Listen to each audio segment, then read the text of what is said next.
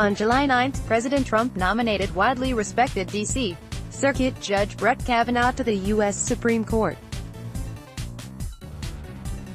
The attacks from the Democrats were as quick as they were predictable.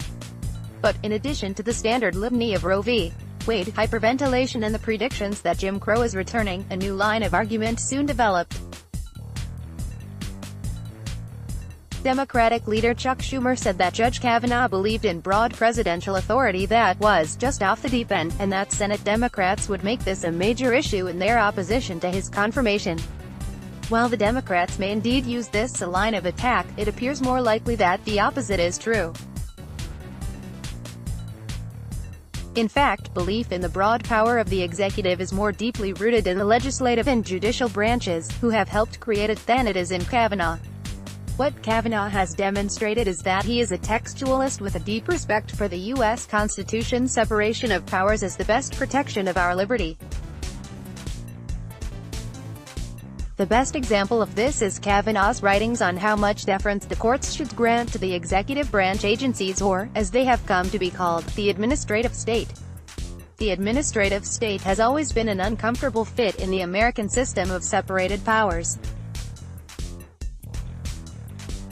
Beginning in earnest in the 1930s, Congress created a broad array of executive agencies and delegated both legislative and judicial powers to them. But even at its inception, President Franklin Roosevelt's Commission on Administrative Management referred to the independent agencies as a headless fourth branch of government, whose lack of accountability presented a serious immediate problem.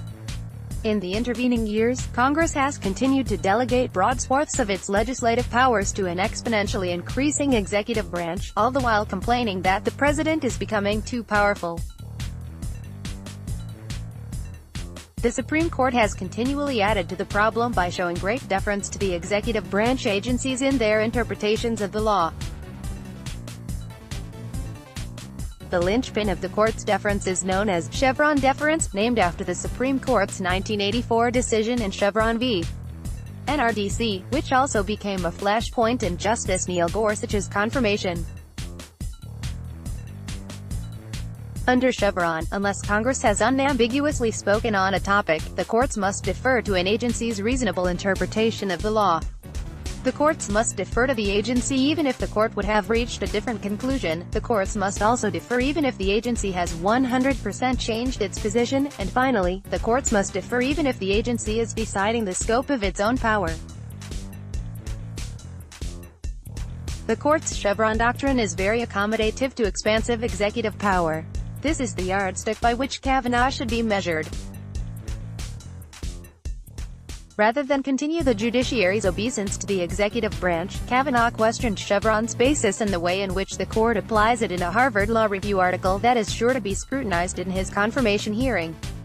First, Kavanaugh notes that Chevron deference is an atextual invention by the courts, that has no basis in the text of the Constitution or in the Administrative Procedures Act, the 1946 law Congress passed to govern the processes through which agencies promulgate regulations and adjudicate conflicts.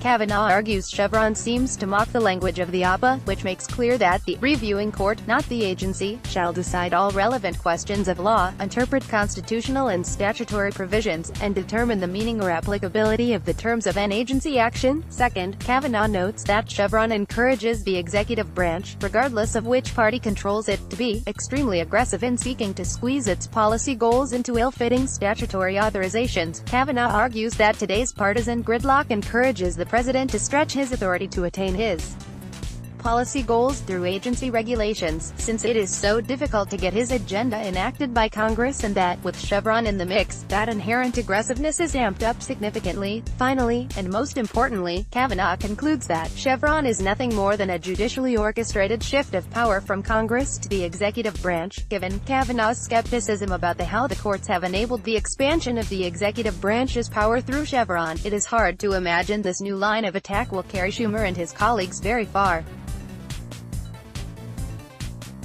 In fact, after spending his entire career ceding more and more of Congress's legislative power to the executive branch, it's hard not to conclude that Schumer is projecting his own error onto Kavanaugh's character. Contrary to Schumer's assertion, a Justice Kavanaugh would seek to restore an independent judiciary as the crown jewel of our constitutional republic. That Schumer were to do the same for the legislative branch.